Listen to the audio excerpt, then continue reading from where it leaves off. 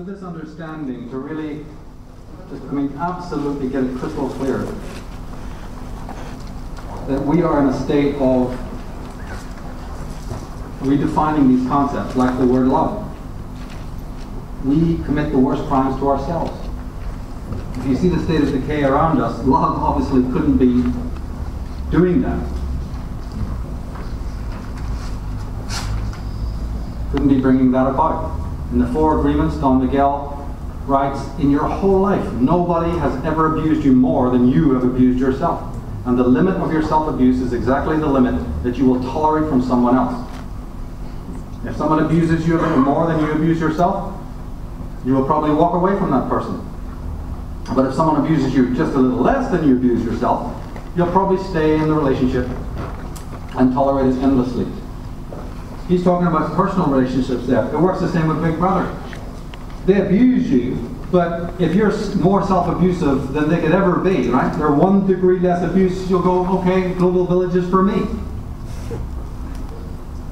There's actually, R.D. Laing called it psychophobia. Psychophobia, the fear of your own mind. But, look up self-hatred. It's right there.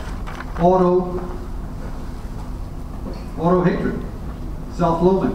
Autophobia. Can you believe that? What planet are we on? And yet, look how valuable and important this information is. Now, when you think about yourself, are your thoughts positive or negative, creative or destructive, loving or violent? Obviously, they're all of those things. But the thing is, we're not really speaking about the self, are we? We're speaking about that pseudo-self, that mask, that play of masks. Hegel's famous social persona. Each year in the UK, more than 24,000 teenagers are admitted to hospital after deliberately harming themselves. But only a small proportion, around 13%, of self-harm episodes are thought to be resulting in a hospital visit. So there's actually diagnosable cases. It's becoming epidemic. Just like we thought that when we're talking about extinction rates, we're only talking about the spotted owl. Well, R.D. Laing says that the only death we seem to recognize is biological death. And then even when we do recognize other forms of death, it's always negative. Remember the anxiety that is born from life coming from death? We're trying to chop up the unchoppable. As we said, we're going to go diving into that in a much more deep way than has ever been done in history before with the psychic vampirism. Because the self-murdered person, I advocate, is the world's greatest threat. It is not the Illuminati. Except to say that those members of those orders, those people, are themselves self-murdered. Then we're on the same page, yeah. But the self-murdered person, self-sadistic, the technical term is masochism, but it really doesn't matter what term you use. But we don't even normally conceive of the idea of the people walking around dead. If you say to somebody, they think you're crazy, you've been watching too many Hammer House of Horror movies. But it's an absolute fact. People can be psychically, emotionally, and spiritually dead and still smile, eat food, work, play with their kids, and lie beside you in bed. And you may not even have a faintest idea what's going on. They may not have a faintest idea what's going on. But I would say, how can that person do, how can you, how can me, how can I do good work in the world when I'm self-murdered? Aren't I going to create havoc wherever I go? For Christ's sake, it's not rocket science. If I've self-murdered myself, how can anything I touch be healthy? Even though in that moment when that Polaroid is taken, it may look that way. What does this mean? It means that until every shred of self-sadism and inner tyranny is gone from the consciousness of human beings, forget about the world being good. Forget about the perfection of the scientists.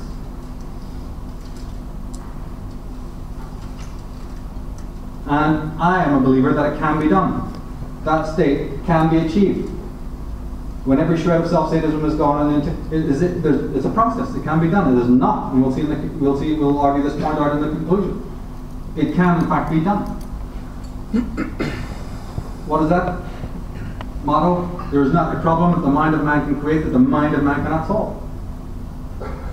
Gurdjieff puts it this way. It happens fairly often, he says, that essence dies in a man while his personality and his body are still alive.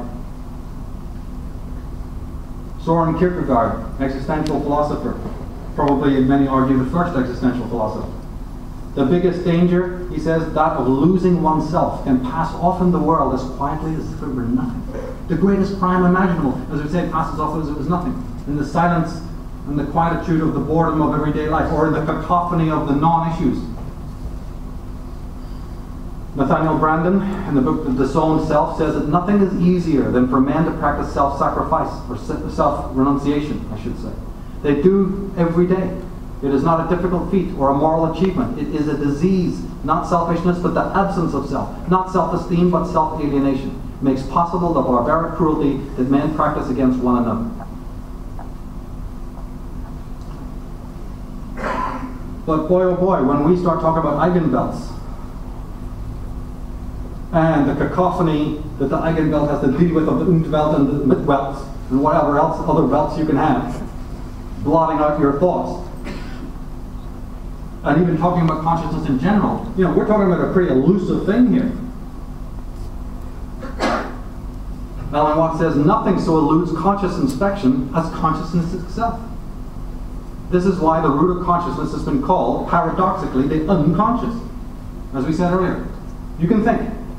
You can think that you can think about thought, and you can think about the fact that you're thinking about thought, and you can think about it, and so on and so on and so on. But we don't actually do that, do we? We don't follow these processes through to see where it might lead, even if it leads up to a blind alley.